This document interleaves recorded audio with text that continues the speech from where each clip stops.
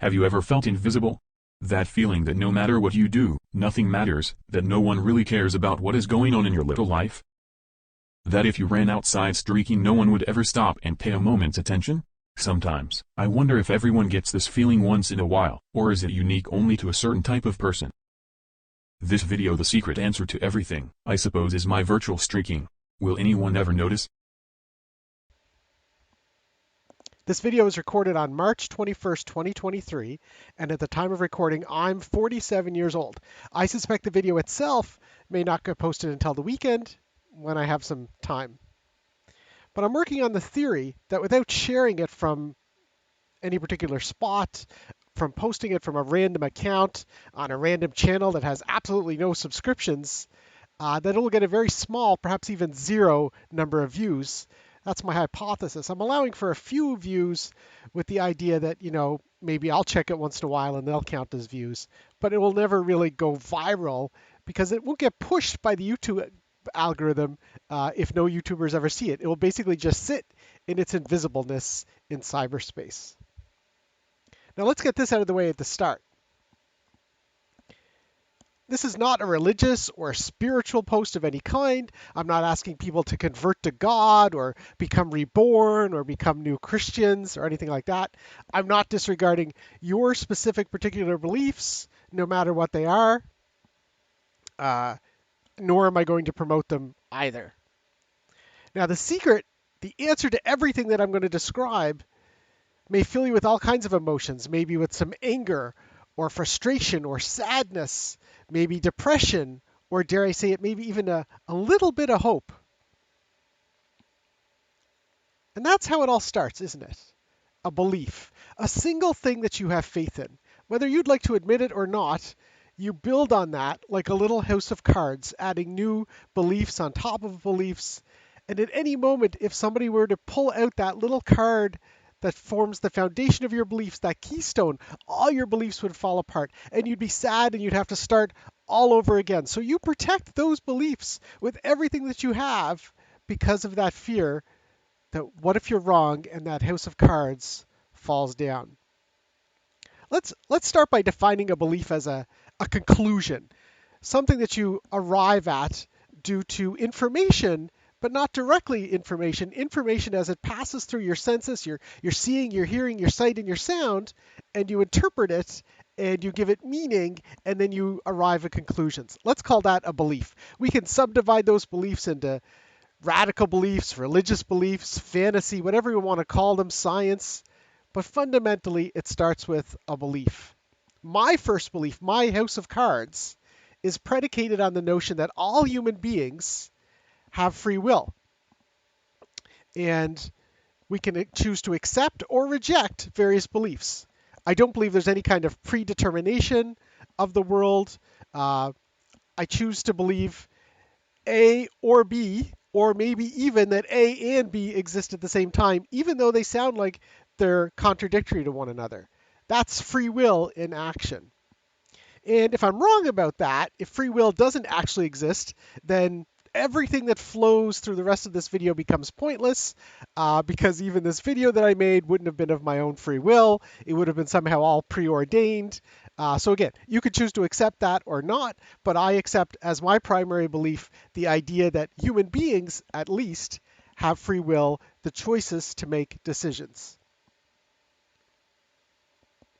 But the secret of everything isn't just beliefs.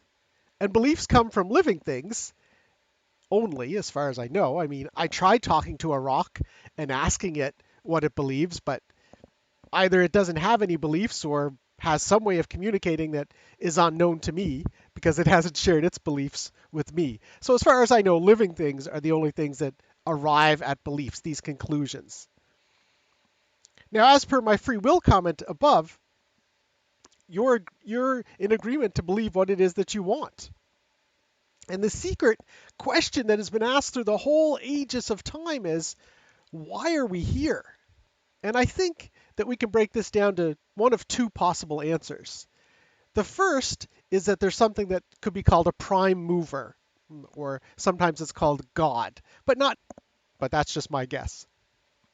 Again, free will, you could choose to believe what you want. So either one, this prime mover created things, or two, we exist simply by random chance.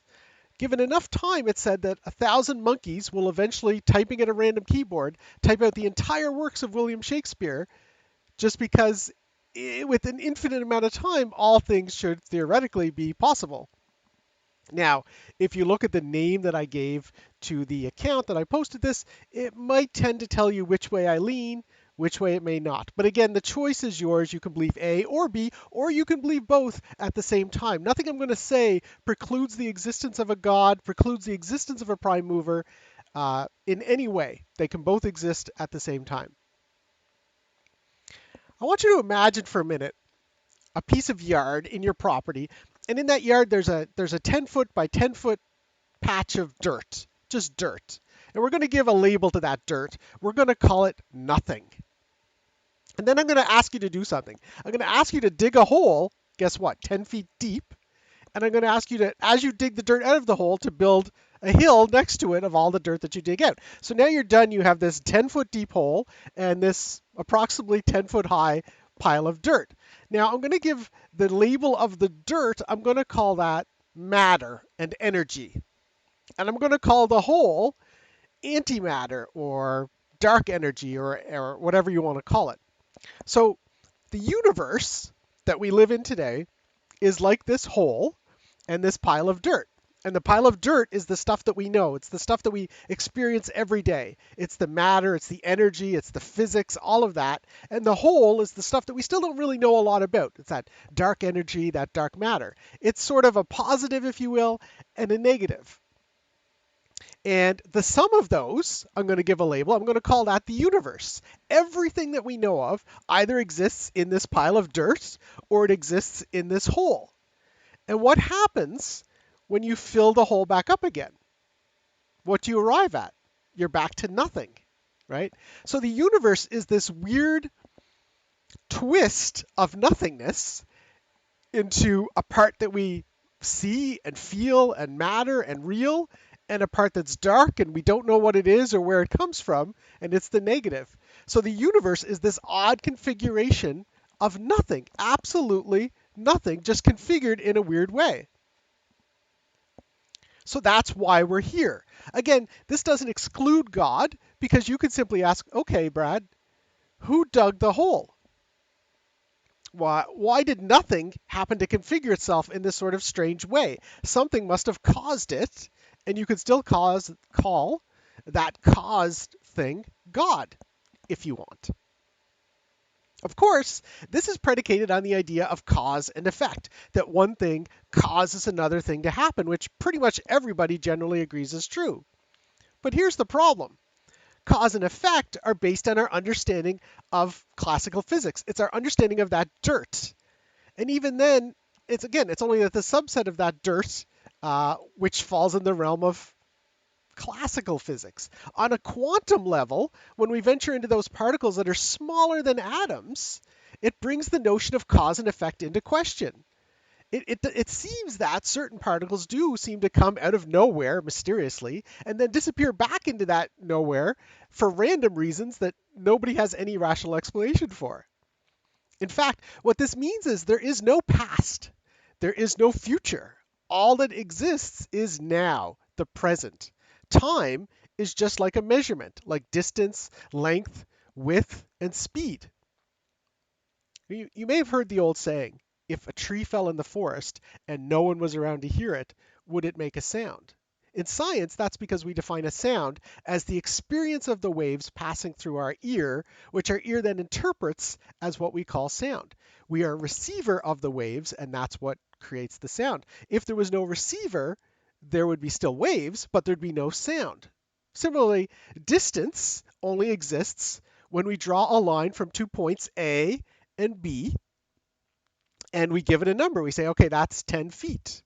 Or time only exists when we take 2 points, let's say 1990 and 2000, and we draw a line between them and we say that's 10 years. Cause and effect, exact same thing. They only exist when we take 2 points, we call one a cause, we call one an effect, and we draw an arrow in between them. Without us humans to draw all these lines and give them meaning, they do not exist. So let's do a quick summary. Living things hold beliefs. Again, conclusions based on information that hits our senses from the external world. Human beings have free will, the ability to choose what we believe and what we do not believe. The universe and our physical reality is this weird, odd arrangement of nothing, such that what we exist, there's the dirt, and then there's the whole, the positive and the negative, +1 and -1, they come back together, and you get 0. There is only the present. And everything that's happening to us is happening, like the movie says, everything, everywhere, all at once. The universe didn't come into existence in the past. The book you read, you didn't read 5 years ago. You read it in the present, in the now. All in the same moment of you're watching this video, all those other events all occurred as well in the now. The now is all that exists. Now you make choices using your free will based on events which occurred not due to some childhood trauma that you had in your past, but because of the trauma you're experiencing now.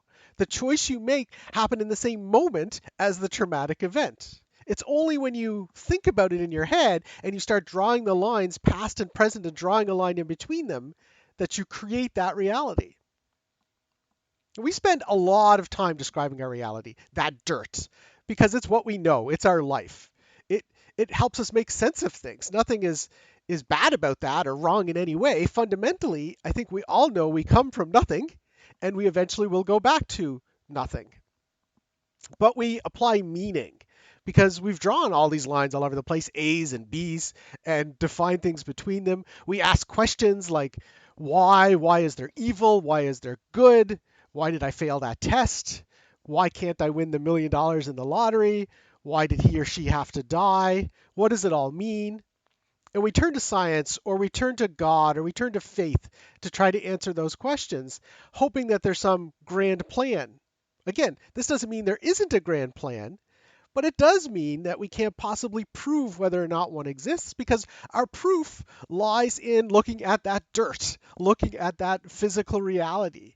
And if something like a God exists, it is beyond that reality. It is beyond that dirt and it is beyond that hole. Therefore, we can't reach it via our scientific methods. Doesn't mean it doesn't exist. It just means it will always be unprovable from the way that our world works. Try asking your cat or your dog if they believe in God. Or for that matter, ask it how far it is from the house to the backyard, and you get that sort of quizzical look.